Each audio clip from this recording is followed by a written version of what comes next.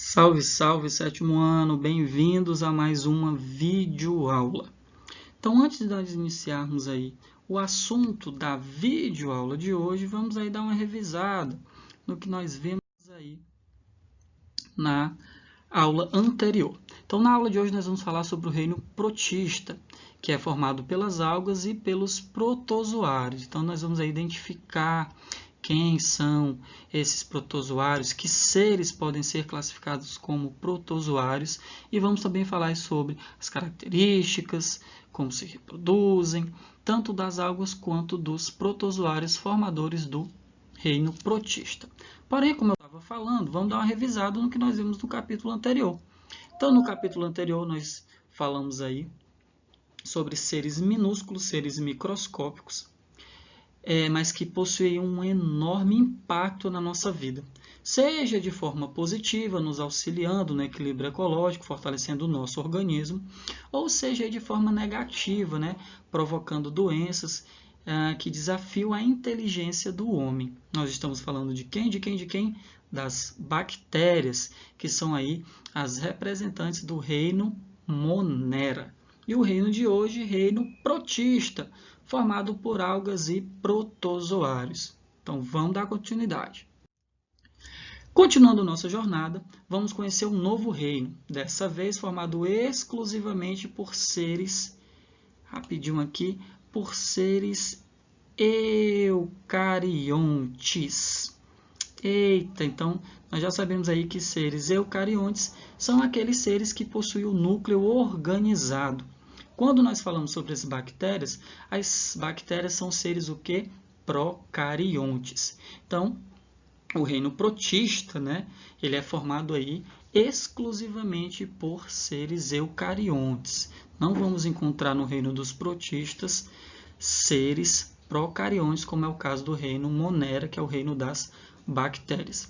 Então, no reino protista, nós vamos encontrar aí tanto representantes unicelulares, como nós vamos encontrar representantes multicelulares. E aí, o que isso significa mesmo, hein? Sétimo ano, o que é um ser unicelular, o que é um ser multicelular ou pluricelular? Isso mesmo, ouvi a resposta de vocês daqui. Unicelulares são seres formados por uma única célula, multicelulares ou pluricelulares são seres formados por mais de uma célula. Além disso, no reino dos protistas, nós também podemos encontrar seres que podem ser autotróficos, que produzem o próprio alimento, ou seres heterótrofos, que são aqueles seres que não produzem o seu próprio alimento. No caso, nós, seres humanos, somos classificados como seres heterótrofos, porque nós não produzimos o nosso próprio alimento. No passado, eram considerados protistas apenas as algas unicelulares e os protozoários. No entanto, atualmente, algas pluricelulares, que no passado pertenciam ao reino das plantas, foram deslocadas para o reino protista por não apresentarem tecidos verdadeiros na estrutura corporal. As células dessas algas possuem pouquíssima especialização. Como você sabe, tecidos são agrupamentos de células com funções e estruturas semelhantes. Hoje, consideram-se pertencentes ao reino protista as algas unicelulares, os protozoários e as algas pluricelulares. Assim como no reino Monera, vamos nos surpreender com a diversidade de organismos que compõem esse reino, ou seja, é muita gente contida num reino só. E aí, em relação a esse reino, nós também vamos aí contemplando desde espécies que são utilizadas na culinária, na hora do alimento, ou na indústria, até parasitas. Oh, glória! Então, vamos ter aí seres do reino protista que causam doenças? Vamos ter sim alguns seres desse reino que são aí patogênicos, que causam sim doenças, tá certo? E aí, Vamos começar falando sobre as algas. Encontradas na água, que pode ser tanto água doce como na água salgada, na água do mar, ou até mesmo em solos úmidos. Esses seres tanto podem ser microscópicos, unicelulares, como alcançar cerca de 60 metros de comprimento. É uma verdadeira árvore, uma árvore gigantesca. Certo? Que nesse caso aí essas algas seriam pluricelulares. Então nós temos aqui imagens de algas unicelulares, seres microscópicos, mas também temos aqui imagens de algas pluricelulares, que são aquelas que podem chegar até 60 metros de comprimento. Outra característica marcante das algas é o fato de serem autotróficas, ou seja, produtoras do seu próprio alimento. E por que elas são capazes de produzir o próprio alimento? Muito bem, porque elas realizam fotossíntese, processo pelo qual produzem glicose, principal carboidrato fornecedor de energia. Além disso, turma, liberam grande quantidade de oxigênio, que é fundamental para a nossa sobrevivência. As algas contribuem para que o nível desse gás atinja o patamar de 21% na nossa atmosfera.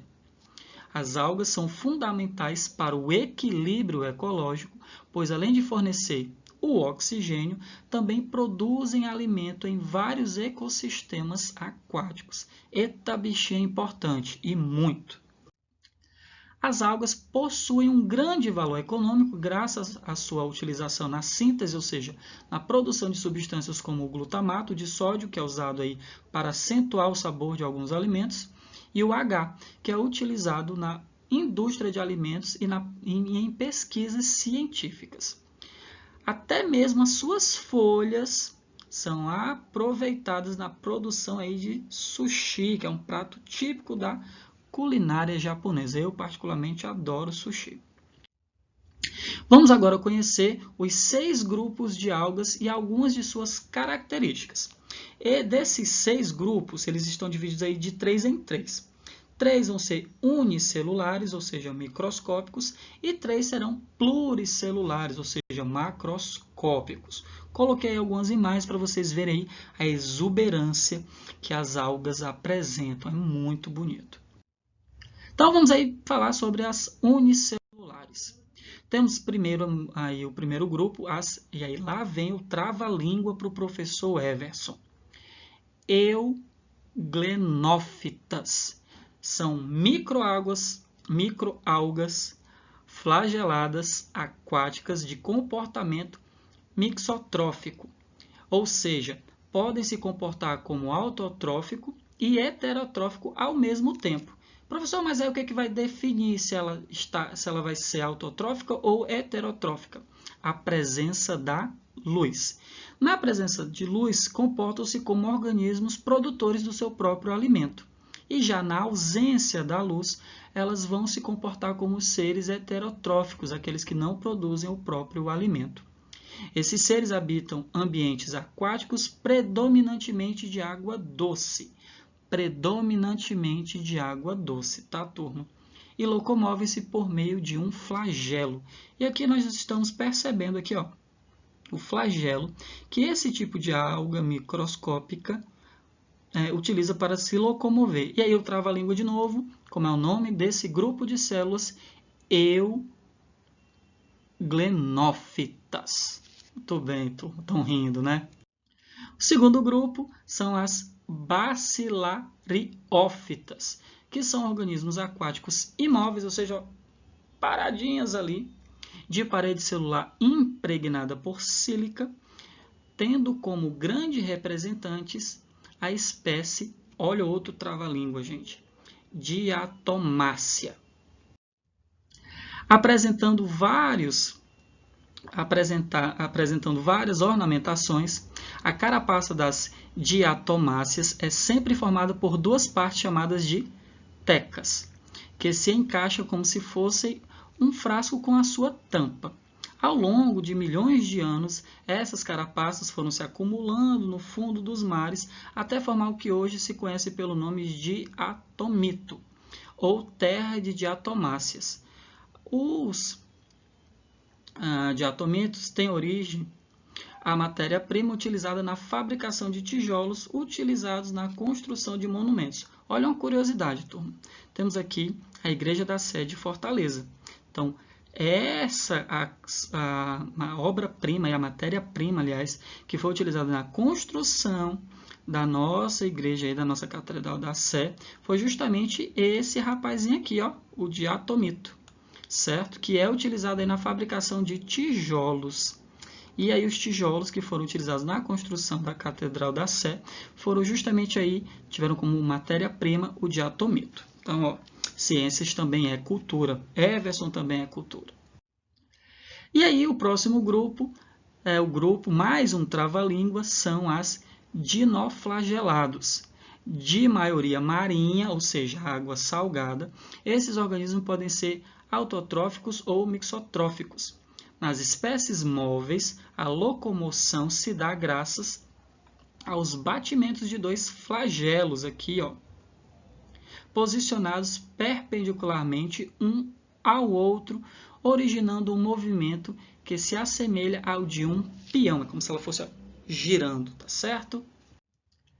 Algumas espécies apresentam bioluminescência, capacidade de emitir luz, fenômeno produzido com o objetivo de confundir ali possíveis predadores. Outras são capazes de gerar floração, chamada de bloom, em ambientes eutrofilizados.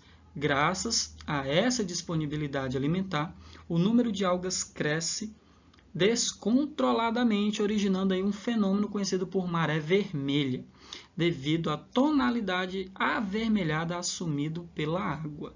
Então, a gente tem que tomar cuidado, tá, turma, com essa aí chamada maré vermelha. Se as espécies forem capazes de produzir toxinas, poderão provocar a contaminação e a morte de vários seres vivos aquáticos. A maré vermelha, aqui, ó, maré vermelha, é um exemplo de como uma mudança nas condições normais do habitat podem comprometer todo o equilíbrio de um ecossistema, tá certo, turma?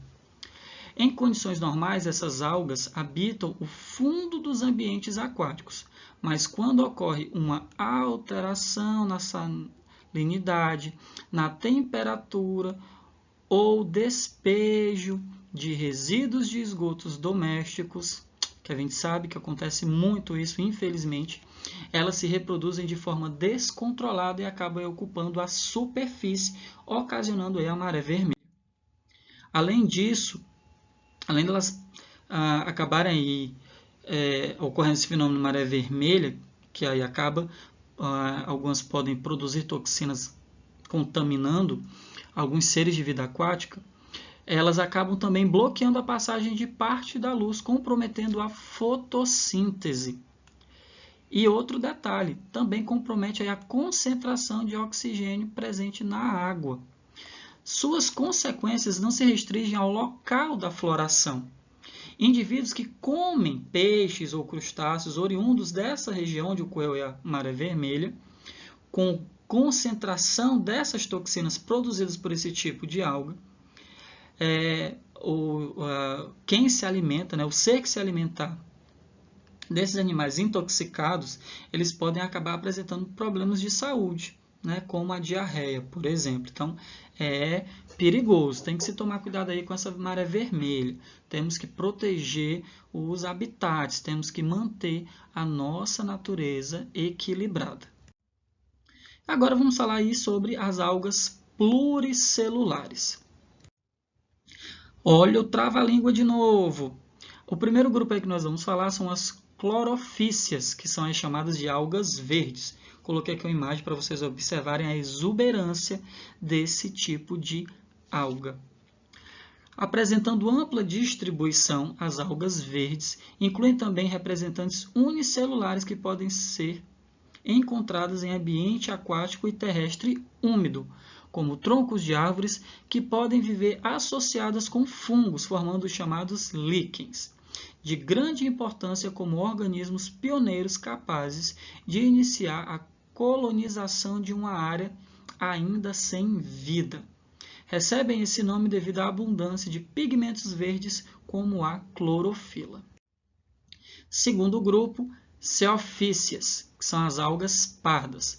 Nesse grupo encontramos grandes representantes como os kelps, que formam florestas submarinas que servem de abrigo para as mais variadas espécies. Recebem esse nome devido à abundância de pigmentos marrons, ok? Como a fucotamina. Olha, nome bonito.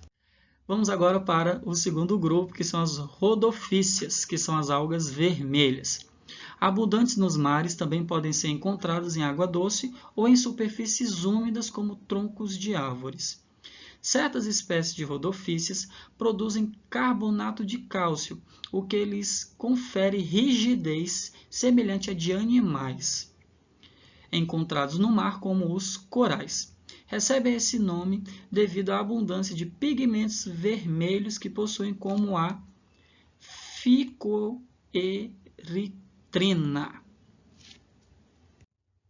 E aí, como é que essas algas se reproduzem? Lembrando, tá, turma? Algas, apesar de se parecerem com plantas, elas não são classificadas aí como vegetais, tá certo? Elas não pertencem aí ao grupo dos vegetais. As algas podem se reproduzir tanto de forma assexuada, sem troca de material genético, como de forma sexuada, onde ocorre aí troca de material genético. A reprodução assexuada pode ocorrer por bipartição. A alga se divide em 2 exemplares e esses descendentes são idênticos à célula-mãe que lhes deu origem. É comum em algas unicelulares, como as que estudamos anteriormente. Também pode ocorrer por fragmentação. A alga sofre uma divisão em fragmentos, ou seja, em partes menores, e cada uma dessas partes dá origem a um novo ser. E também por zoospória. A alga libera uma célula dotada de um flagelo, chamado de zoosporo, que está aqui, que lhe permite se deslocar até um local mais favorável e lá essa célula se fixa e origina novas algas. É comum muito em algas pluricelulares aquáticas. Já na reprodução sexuada das algas, ocorre a união de gametas e a formação de uma nova alga. Observe o ciclo de vida das algas. Há um momento de reprodução sexuada, que nós estamos vendo aqui, com formação de gametas, e em outro instante de reprodução assexuada, com o surgimento de esporos que se desenvolvem em novas algas adultas. Então, na reprodução sexuada ocorre a união de gametas. Essa união de gametas dá formação a uma nova alga. Em um outro momento, em um outro instante, esse gameta que se formou dá ali origem a esporos, e esses esporos formam novas algas adultas. Protozoário, que são seres aí de vida primitiva. Falamos de algas, agora vamos falar aí dos protozoários. Também componentes do reino protista, os protozoários são seres unicelulares, eucariontes e heterotróficos. Então, eles são microscópicos, possuem núcleo organizado e não produzem o seu próprio alimento. Eles podem viver isolados ou formando colônias nos mais variados tipos de habitat, como em água doce, água salgada e terra úmida. A maioria é de vida livre, ou seja, a grande maioria não causam doenças. Exemplo aí de protozoários de vida livre, nós temos o paramécio, que não realiza parasitismo. Contudo, existem ainda muitas espécies de protozoários causadoras de doenças que nós chamamos de protozooses, como a meabíase e a doença de Chagas e também a malária. Então, doenças causadas por protozoários são chamadas de protozooses. Para sobreviver em meio impróprio, esses protozoários formam cistos, que podem ser encontrados nas fezes dos hospedeiros. Quem é o hospedeiro? É o organismo aí que foi parasitado. Alguns protozoários habitam o corpo de outros seres vivos sem causar-lhes prejuízo algum. Esses seres estabelecem entre si uma relação de interdependência, na qual ambos estão se beneficiando. Um exemplo é a triconinfa, que vive no intestino dos cupins, onde colabora para a digestão da madeira. Então, os cupins e a triconinfa têm aí uma interdependência, porém esse protozoário não causa dano algum ao cupim, pelo contrário, ajuda-o, o beneficia.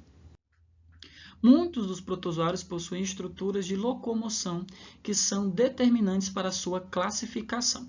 Então, os protozoários eles vão ser classificados de acordo com a forma como eles se locomovem. Temos aí os pseudópodes, prolongamentos citoplasmáticos de locomoção dos protozoários. Temos aí como exemplo a entamoeba, que parasita o intestino humano, causando aí a amebíase.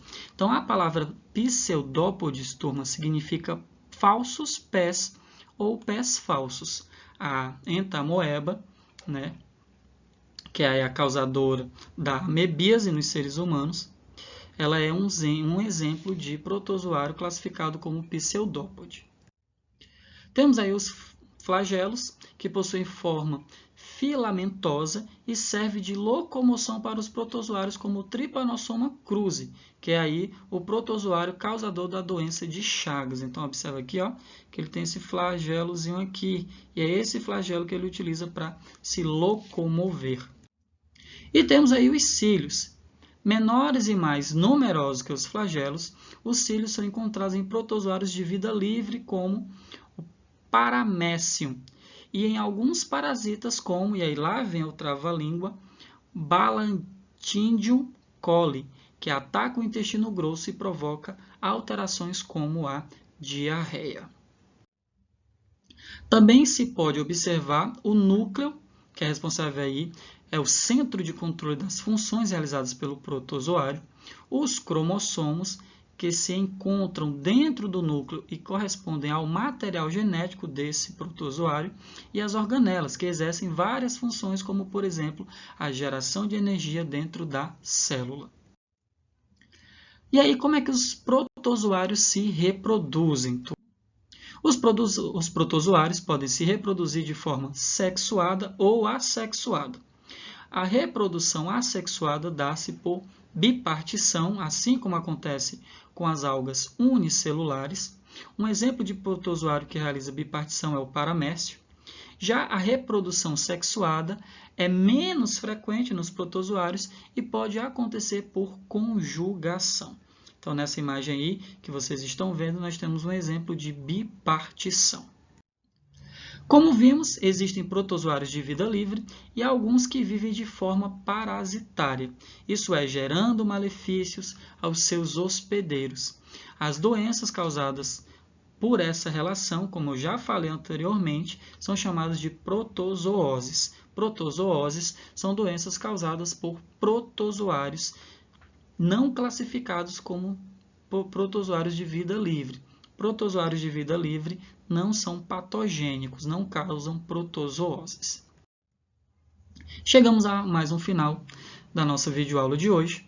Então, turma, tivemos aí vários trava-línguas durante a nossa aula.